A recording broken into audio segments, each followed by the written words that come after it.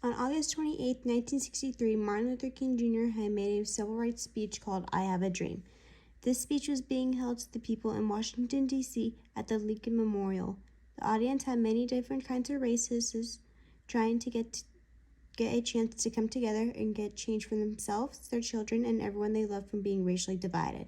This is when Martin Luther King Jr. was able to let his voice be heard and allowed everyone to hear all of his dreams for America to be able to live freely, not differently. He was able to express his feelings and even some of his visions for what our world is looking like today, where everyone is working together and being equally amongst each other.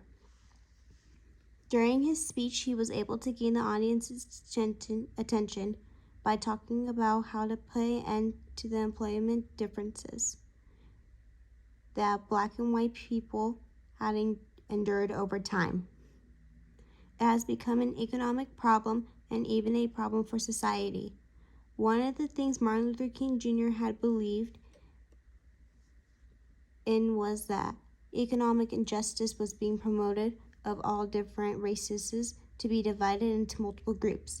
Martin Luther King Jr. had even kept on fighting about the Injustice Act by working for economic reforms, so that no matter what race you were, people were able to have their welfare knowledge. One of the many reasons why Martin Luther King Jr. created his speech was to end racism within the United States.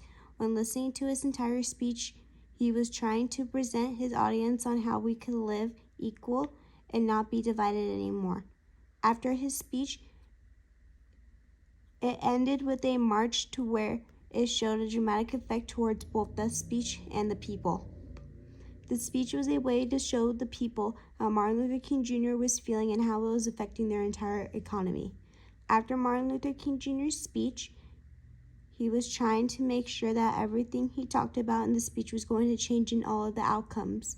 He wanted everyone to work together, white and Black people together, for the future generations to work together. His words spoke loud and clear that he didn't even need a microphone because he was moving with his voice. Even though his speech was powerful then, it became even more powerful when the civil rights movement was taking a very hard turn. Ever since this speech was presented by Martin Luther King Jr., this powerful speech started to take effect on the economy. Since Martin Luther King Jr. had addressed both inequality and racial injustice that children did not need in their life, speaking about how the children with color should not be treated differently, but by their character and personality.